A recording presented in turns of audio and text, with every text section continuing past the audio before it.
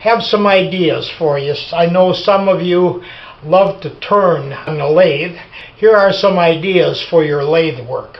This looks like an ordinary muffin, but it's kind of big. What I did is just turned it on a lathe and then carved it to make it look like a muffin. Hollowed out the inside to make it a box.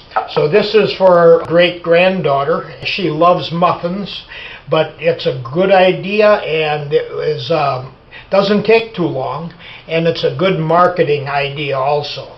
These here would sell very well. So you just turn it on the lathe, and you make one piece fit inside the other, hollow out both sides.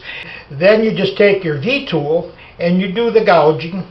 Here on the side, do the hollow out. My great-granddaughter's hands are pretty small. She wouldn't be able to grab the muffin itself, the muffin top, and pull it up very easily, so I made a little cherry on top for her.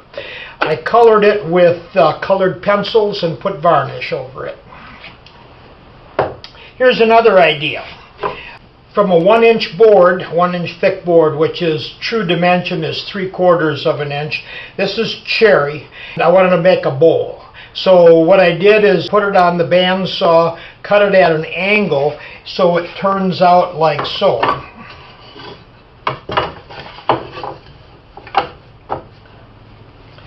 So you can make a bowl and then turn it, carve any details that you wanted into it. I set up the angle at a 45 degree on the bandsaw. Set the bandsaw table at 45 degrees.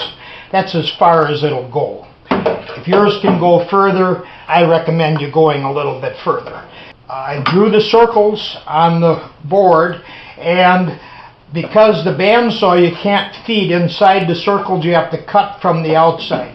So I made my cut along the grain, with the grain, and because it will hide the glue joint. And then I come in with the bandsaw and I come around and cut the circle out, the center pops out, and I did that a couple times. So after I glue the seam where the bandsaw came into the circle, so that's glued tight, then I align all the grain and I will glue it up this way. This is a soft basswood block that I'm going to glue in the inside to fasten the faceplate to, and that's so I can first turn the profile of the outside. So the profile here, I want to turn that profile, have it fastened to the faceplate. Then when I turn it around, I will glue it to the faceplate on this side so I don't have the holes when I turn the inside.